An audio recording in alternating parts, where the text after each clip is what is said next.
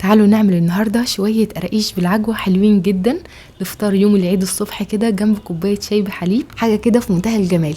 القراقيش بتكون هشة جدا ومقرمشة وفي نفس الوقت كده ناعمة وبتدوب دوبان. مكوناتها مظبوطة 100% وكمان هتلاقوها كلها موجودة في البيت. شايفين شكلها حلو قد ايه؟ التسوية بتاعتها كمان مظبوطة جدا من فوق ومن تحت.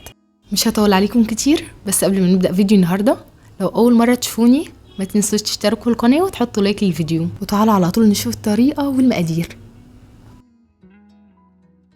تعالوا أول حاجة نجهز الخمير اللي هنعجن بيها. هنحتاج كوباية حليب دافي، هزود عليها معلقتين كبار سكر ومعلقة كبيرة خميرة فورية. هقلبهم مع بعض كويس وهسيبهم على جنب حوالي 3 أو 4 دقايق كمان لحد ما نتأكد ان الخميرة بتاعتنا شغالة. بنلاقي الخميرة عملت فقاقيع صغيرة كده على وش الحليب، يبقى كده خلاص الخميرة شغالة وزي الفل. اهم حاجه كمان الحليب اللي احنا هندوب فيه الخميره والسكر لازم يكون دافي ما يكونش سخن، عشان لو الحليب سخن زياده هيموت الخميره ومش هيخليها تتفاعل. تعالوا بقى دلوقتي عشان نشوف باقي المكونات. هعمل النهارده مقادير نص كيلو دقيق، هنحتاج نص كيلو دقيق متعدد الاغراض او دقيق كحك وبسكوت. الدقيق كمان هيكون عليه رشه ملح صغيره جدا. معيار الدقيق بالكوبايه المعياريه هيكونوا 4 كوبايات بالكوبايه المعياريه. وزن الكوبايه الواحده 125 جرام. هزود على الدقيق معلقه صغيره من البيكنج باودر وزنها 5 جرام، وهزود كمان معلقتين كبار من السمسم المتحمص. نقلب بقى المكونات دي مع بعض كويس جدا، وبعدين هنبدا نضيف الماده الدهنيه. هنحتاج النهارده كوبايه سمنه على زيت، انا استخدمت كوبايه الا ربع سمنه وربع كوبايه زيت، ونقدر نستخدم نص كوبايه سمنه ونص كوبايه زيت. هنضيف السمنه والزيت على الدقيق ونبدا نقلب كويس جدا. عايزين كل مكان في الدقيق يوصل له سمنه. بالنسبه لحجم الكوبايه اللي انا استخدمتها النهارده، استخدمت كوبايه معياريه بحجم 250 مللي. لو مش متوفره هنستخدم اي كوبايه عصير، بس اهم حاجه نعاير كل المكونات بنفس الكوبايه. هنقلب كويس كده وبعدين هنضيف كميه السمنه الباقيه. هناخد بقى الدقيق بين ايدينا كده ونبدا نبسه بالشكل ده. لما بنبس الدقيق كده بالسمنه، الدقيق طبعا بيتشرب من السمنه كويس، وهو ده اللي بيخلي القراقيش يطلع طعمها حلو. بناخد كده دقيق بين ايدينا ونبدأ نبسه بالشكل ده. احنا عايزين كل مكان في الدقيق يتشرب كويس من السمنة. هنبس بقى العجينة كويس جدا حوالي 5 دقايق كده لحد ما نوصل للقوام ده. دلوقتي هضيف على العجينة معلقة كبيرة من ماء الورد او ماء الزهر. ماء الورد او ماء الزهر بيدي ريحة حلوة جدا، وكمان لو مش متوفر نقدر نستبدله بفانيليا او نستغنى عنه خالص. هنضيف ماء الورد ونقلب كويس كده، وبعدين هنبدأ نضيف الحليب والخميرة اللي احنا عملناهم مع بعض في الاول. هنضيف الحليب شوية بشوية ونبدأ نقلب بالشكل ده. هنقلب من غير ما نعجن خالص.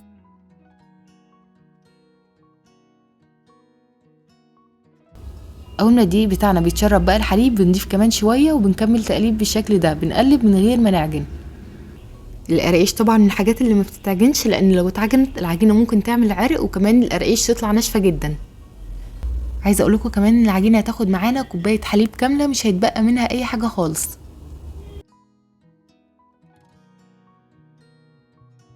عجينة القراقيش كمان هتكون بتقطم بالشكل ده. لما نمسك قطعة كده ونقطعها هنلاقيها بتقطم معانا، مش بيكون فيها اي عرق خالص.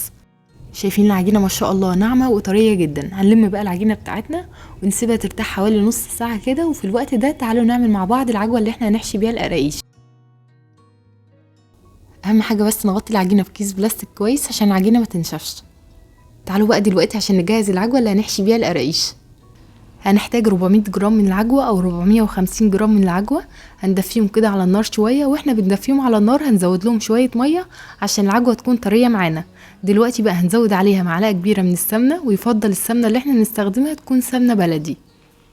وهضيف كمان معلقتين كبار من السمسم المتحمص، وهبدأ اقلب المكونات دي مع بعض كويس جدا. شايفين العجوة بقت طرية ازاي؟ عايزة اقول لكم ان اضافة السمنة للعجوة بتخلي العجوة طرية جدا ومش هتخليها تنشف وقت التسوية. هجهز بقى كيسين تلاجة وهحط العجوة كده في النص، وهبدأ افرد العجوة بسمك رفيع جدا.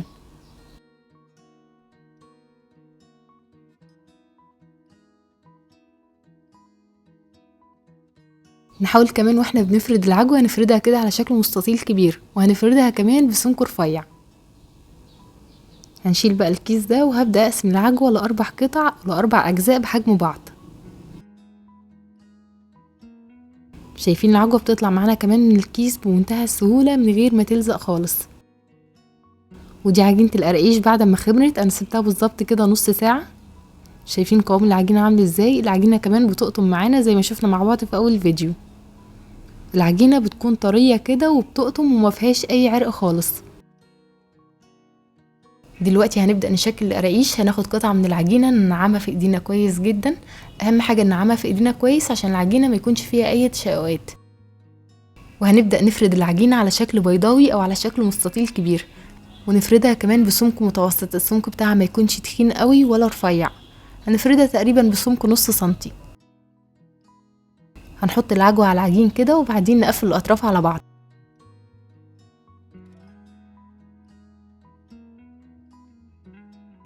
بعد كده بناخد بقى اي سكينه او اي قطعه متوفره عندنا وهنبدا نقطع القراقيش. اهم حاجه نشيل كل الزيادات دي عشان القراقيش يطلع شكلها حلو وشكلها متساوي. هنبدا بقى نقطع القراقيش بالحجم اللي انتوا شايفينه ده، حابينه اصغر من كده اكبر من كده براحتكم. شايفين سمك القراقيش عامل ازاي؟ السمك بتاعها هيكون متوسط بالشكل ده، مش تخينه ولا رفيعه.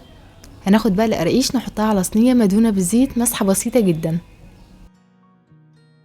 بكمل بقى كل كمية القراقيش اللي معايا بنفس الطريقة كده، ولو مش متوفر عندنا كمان القطاعة نقدر نستخدم السكينة ونقطع بيها. ده سمك القراقيش، السمك بتاعي يكون متوسط بالشكل ده. وبعد ما بخلص بحطهم على صينية بتكون مدهونة بالزيت مسحة بسيطة. بخلص بقى وبحطهم على صينية فيها مسحة زيت بسيطة وهغطيهم بكيس بلاستيك وهسيبهم لحد ما يخمروا. هنسيبهم تقريبا كده نص ساعة لحد ما يخمروا وحجمهم يتضاعف. وبعد ما بيعدي نص ساعة القراقيش هتكون خمرت بالشكل ده. باخدها بدخلها فرن سخن على درجة حرارة 180. هنحطها في الرف الوسطاني، الفرن هيكون شغال من تحت بس. هتاخد معانا تقريبا من 30 ل 35 دقيقة بالظبط وهنلاقيها استوت. في الاخر خالص نقدر نولع عليها الشواية عشان تاخد لون ذهبي من فوق. اهم حاجة نسويها على درجة حرارة هادية او درجة حرارة اقل من المتوسط عشان القراقيش تطلع مقرمشة معانا وما تطلعش طرية من جوه. شايفين بقى شكلها حلو قد ايه؟ عايزه اقول لكم ان الريحه بتاعتها كانت طالعه تجنن، طعمها حلو جدا وكمان هشه جدا وبتدوب دوبان. جربوها بنفس الطريقه كده وانا متاكده ان هي تعجبكم. هسيب لكم كل مكونات وصفه النهارده مكتوبه في صندوق الوصف. وبس انا كده خلصت فيديو النهارده. بتمنى الفيديو يكون عجبكم واستفدتوا منه. ولو اول مره تشوفوني ما تنسوش تشتركوا في القناه وتحطوا لايك للفيديو. واشوفكم على خير ان شاء الله في فيديو جديد. مع السلامه.